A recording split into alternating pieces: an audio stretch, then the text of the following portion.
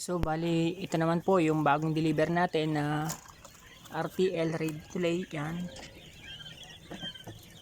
Yan, hanggang doon po ito. Kasi meron po tayo ditong ikakal. Yan. Pipilian na po natin yan kasi humihina na po mga itlog. Yan, kaya kapag kinakailangan, kapag tayo ay magkakal, kinakailangan may ipapalit po tayo para hindi naman maso-short yung sinusupplyan natin ng itlog.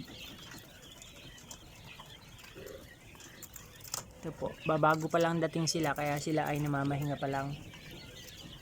Yan. Bali sila ay na-deliver ngayon dito. At ang sabi po ay 21 days daw po lamang yan. Ang order ko po ay 25 days kaya lamang ay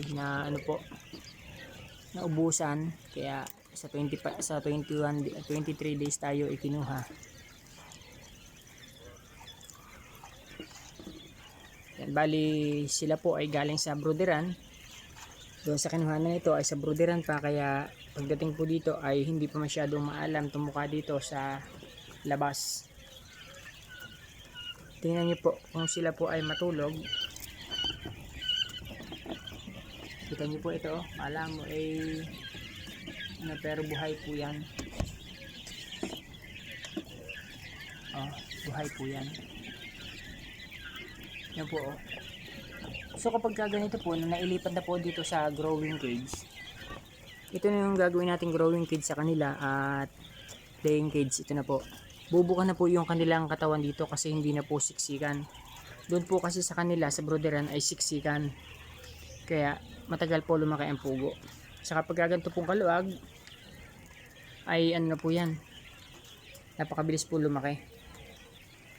Kaya ito po ay minsan 33 days hanggang 35 days may bumubutas na po yan. Ibig po sabihin bumubutas ay may bumabagsak na pong itlog. Ibig sabihin nag-uumpisa na pong mga itlog. Ganyan po yan, pugo. Kaya po nga pala ako ay hindi na nag-brood nito ay para mabilis-bilis na po. 2 weeks lamang ay may itlog na po dito sa atin. Isa pa ay may may binobrood po ako doon na 45 days kaya hindi ko po maiisabay dahil yung pong pinagbubroodan natin, ang brooderan po yun ng pugo. Yung pinagbubroodan natin ng mga 45 days. Pinagbubroodan po natin ay sa pugo po yun. Ito po.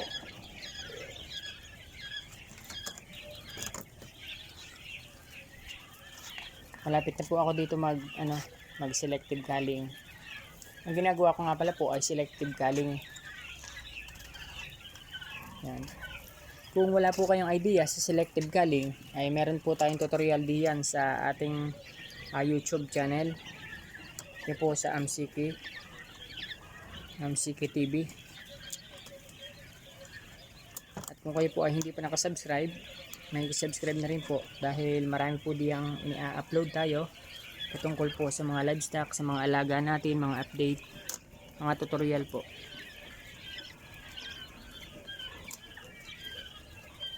So bali napakatagal ko rin po hindi nakapag-upload sa YouTube ng patungkol sa pugo. At dahil na busy po ako sa baboy at sa manok. Sa ngayon ay nakakapag-upload ulit kahit pa paano. So yun lamang po. Sana po ay 2 linggo lamang ay may na po ito, may itlog na. Tingnan niyo po maliliit pa kagaya na makaabot sa pato ka ako din nilagyan ko pa po ng yapakan dun sa loob para at least abot. Ano? Kasi kung hindi natin gagawa ng paraan ay hindi makakatuka.